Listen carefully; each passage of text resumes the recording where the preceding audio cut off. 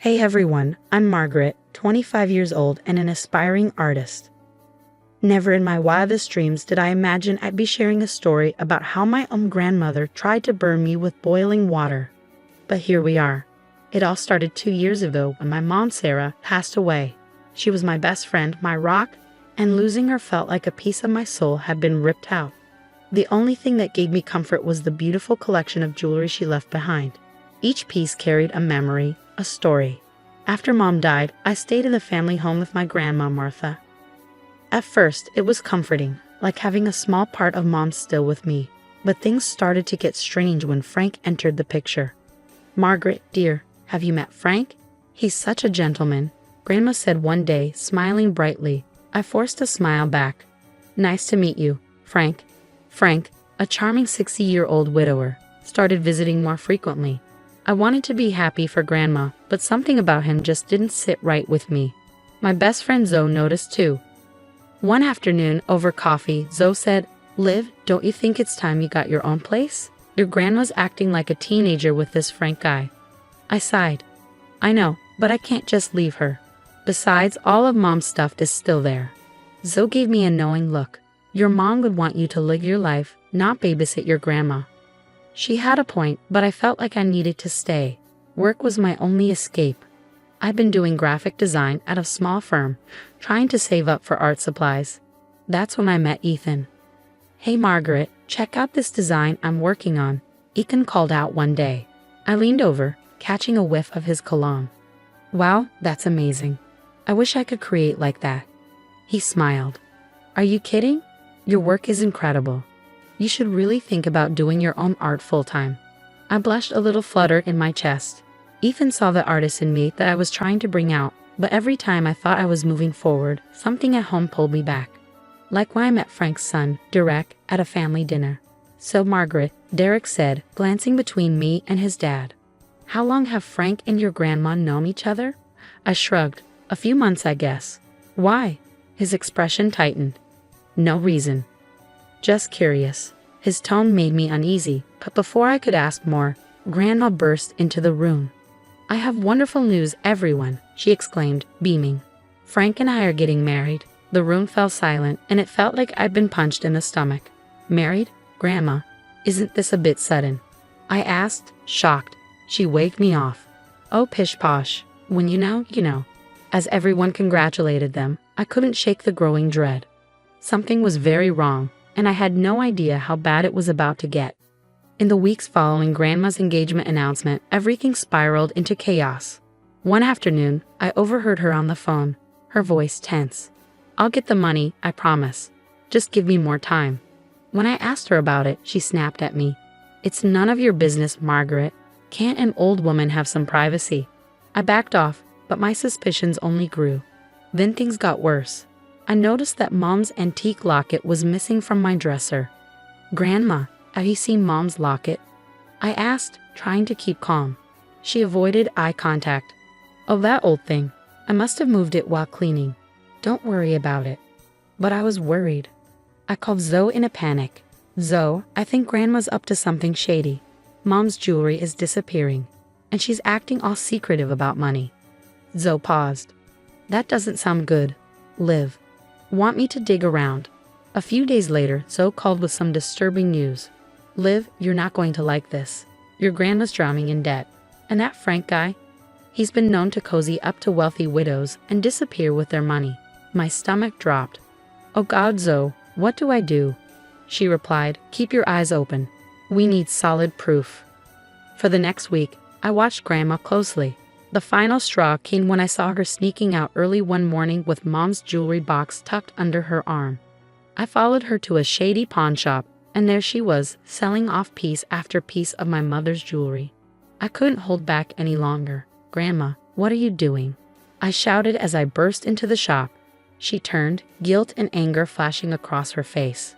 "Margaret, you followed me. How could you?" "That's Mom's jewelry. It's all I have left of her." I cried, my voice trembling with hurt and anger. Her eyes hardened.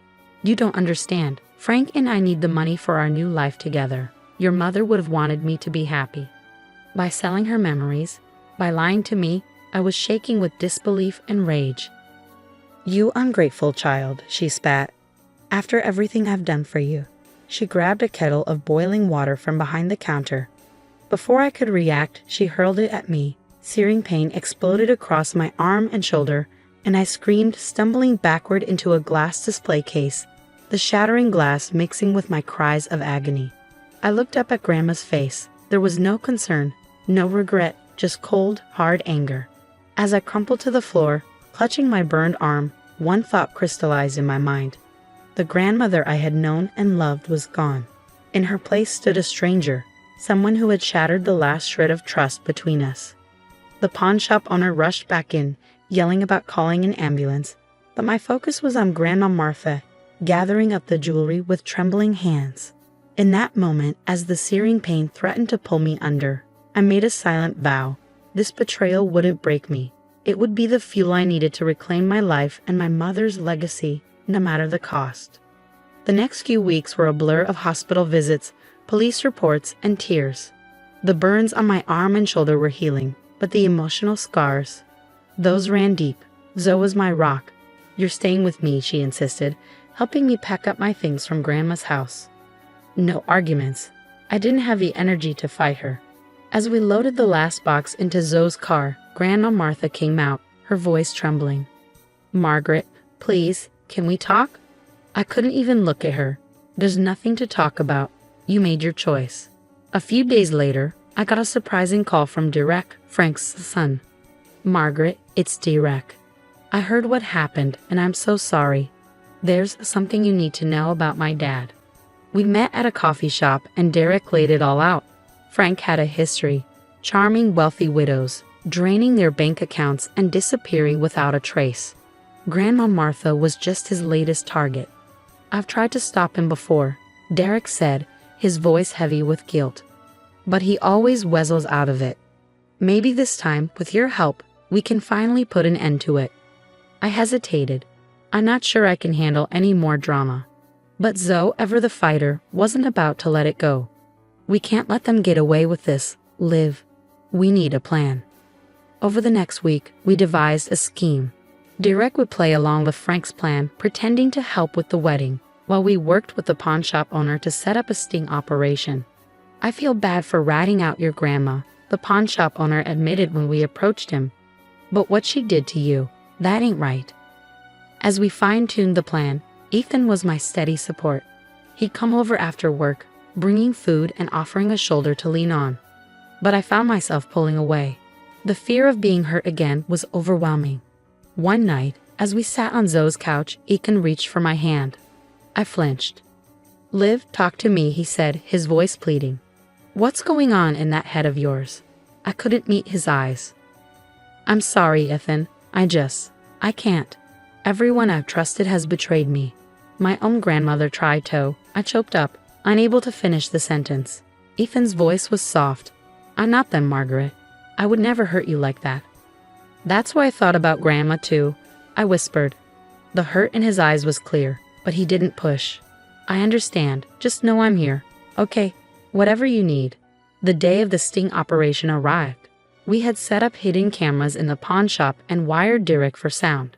The plan was for him to bring Grandma Martha and Frank to the shop under the pretense of selling family heirlooms to fund the wedding. I watched from a distance as they entered the shop. Grandma clutched her purse tightly, and Frank's arm was draped around her shoulders. But even from where I stood, I could see the predatory glint in his eyes. As the door closed behind them, I took a deep breath. Whatever happened next would change everything. I just hoped we were ready for it. The day of reckoning finally arrived, and I stood in the back of the packed courthouse, heart racing as the judge read out the verdict. Frank's smug smile vanished as the words *guilty on all counts* echoed through the room. After the trial, I left my grandmother's house for the last time, finishing the final bit of packing. As I glanced up, I saw Grandma watching from the window. Our eyes met briefly before she quickly drew the curtains. That was the last time I ever saw her. With the nightmare behind me, I threw myself into my art. The pain, the betrayal, the healing, it all poured out onto my canvases. Ethan was by my side through it all. One night, as he studied my latest piece, he said, "These are incredible, Liv. You're turning your pain into something beautiful." I leaned into him, feeling safe for the first time in months. "I couldn't have done it without you." Zoe, always the unstoppable force, helped me set up my studio. "This is just the beginning," she declared as we painted the walls together. "You're going to be huge, Liv. I can feel it." And she was right. My first small exhibition sold out in a week. Then came a feature in a local art magazine, and before I knew it, galleries in the city were calling. The night of my exhibition opening, I looked around at the vibrant crowd, at my art lining the walls, and at Ethan smiling proudly from across the room. Asterisk to new beginnings, asterisk, I whispered to myself, raising my glass. And to the family we choose. The pain of betrayal had forged me into something stronger, something unbreakable. As I clinked glasses with my friends, I silently thanked the hardships that had led me here. They hadn't broken me, they had set me free. Now I have a question for you. If you were in my shoes, would you ever forgive Martha for what she did? Is there a line that, once crossed, makes reconciliation impossible, even with family? Share your thoughts in the comments below.